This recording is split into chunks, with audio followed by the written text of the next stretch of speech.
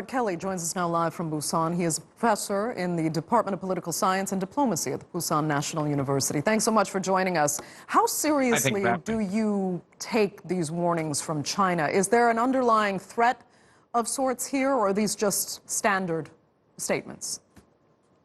Yeah, it's sort of a mixed bag. It's a little bit of both.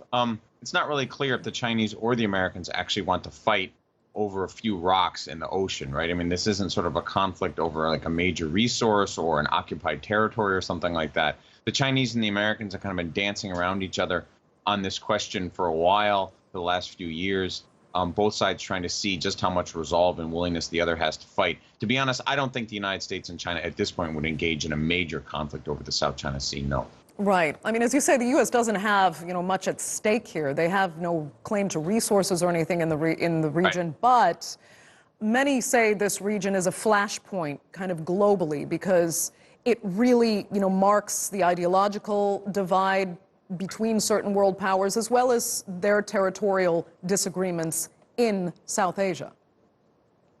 Yeah, that's right. I mean, if there's going to be a conflict between China and the United States, it will probably start here. There will be some kind of collision to aircraft carriers or helicopters or Coast Guard vessels or something along those lines would collide. It's probably something from an accident, and then things would escalate from there.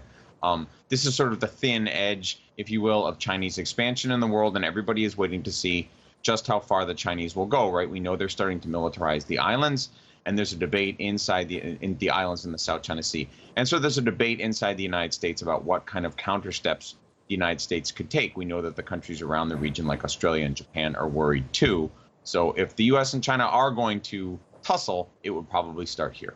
And how much do you think issues like particularly over Taiwan, which especially President Trump has taken kind of jabs at China over, how much could Taiwan perhaps spark what's going on in the South China Sea by proxy if issues escalate there?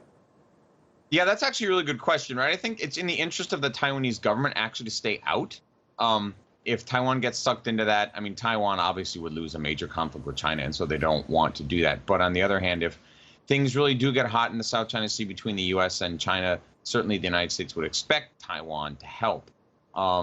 But right now, I think Taiwan is distinct enough from it that unless things really spin very badly out of control, the Taiwanese will not get sort of chain-ganged or sucked into the South China Sea.